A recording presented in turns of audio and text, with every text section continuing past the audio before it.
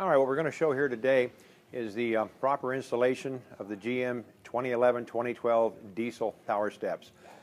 What you're looking at here is the way it should look when it's all done. Nice even gap along the body, pulled up tight close to the body, a small gap at each end where the end cap is so there's no contact with the body.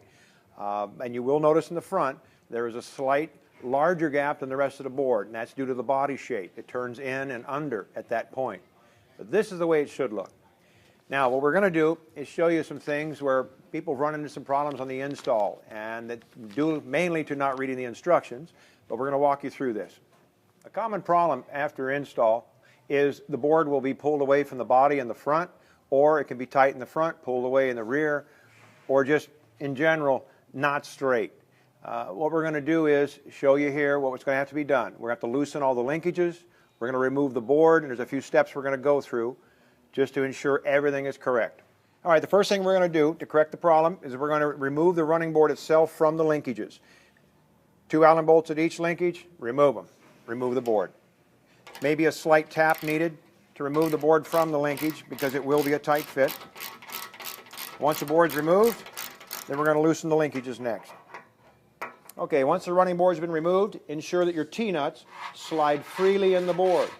If these are tight at all, they've got to be made fit. All right, we're going to remove our front idler linkage and the rear motor linkage. Actually, we're going to loosen them so that they just jiggle and set loose on the body. So go ahead and loosen your rear mount bolt and the front. There we go. Just a little bit of jiggles, all we wanted them, so they can float around. All right, for the rear linkage, if everything's been installed, you'll have to remove the motor in order to loosen this linkage to access this bolt. So remove the motor, loosen these bolts to match the front. Just jiggle loose on the body, just where they'll rattle. All right, removing the front bolt, loosen it up. There we go. Just jiggle this around. Now the linkages are both free. All right, once you've verified your T-nuts are free, they slide, remount your board to both linkages. You're going to start your 1/4 20 Allen bolts at both ends. All right, we're ready to do our torquing sequence. At this point, the 2 bolts on the passenger side, if you read your instructions, first 2 you tighten are these 2 here, 10 foot-pounds of torque. This will be your second bolt you'll tighten, right here at the adapter. All right, so we'll tighten these. Second bolt we've torqued, we'll torque to 13 foot-pounds. And then we're going to go to the body mount bolt, and that'll torque at 44 foot-pounds. That's the third bolt you tighten. Has to be tightened in this sequence. One of the main things to pay attention to on this retorque on this is that after each bolt is tightened and torqued, that you lift the board, make sure it drops free. It has to drop all the way down to the bottom.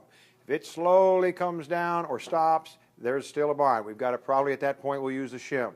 But tighten, drop. We're going to retorque that final body bolt in the rear. 44 foot-pounds on this. Make sure you do not put an air gun on this. That's not what we want to use. It's tempting because that's how you removed it. But we don't want to do that on the torquing procedure.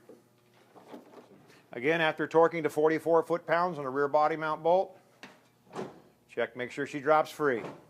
All right, we're going to move to the rear. All right, we're going to bring this first bolt we're going to tighten in the rear. We're going to bring to 16 foot-pounds. All right, then we're going to move to the rear bolt. Same thing, 16 foot-pounds, but after tightening that bolt again, make sure she stays free, drops all the way to the bottom. Good and free. Now we're moving to the rear bolt. Same thing, 16 foot-pounds on it.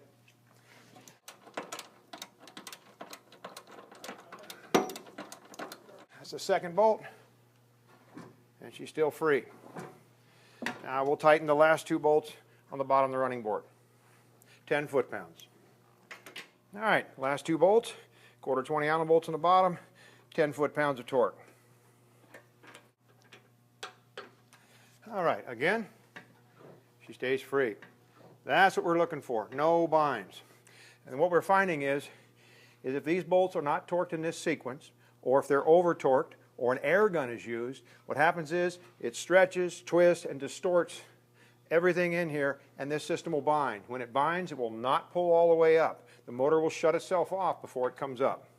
All right, we're going to reinstall the motor now and test.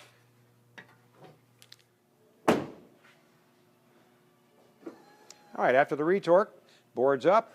We should have a slight gap at each end of the board where the end cap meets the body. As you come down the body, nice straight line. And you should have a slight gap at the front of the body due to the body build. And that's it. Bind removed, board stowed properly.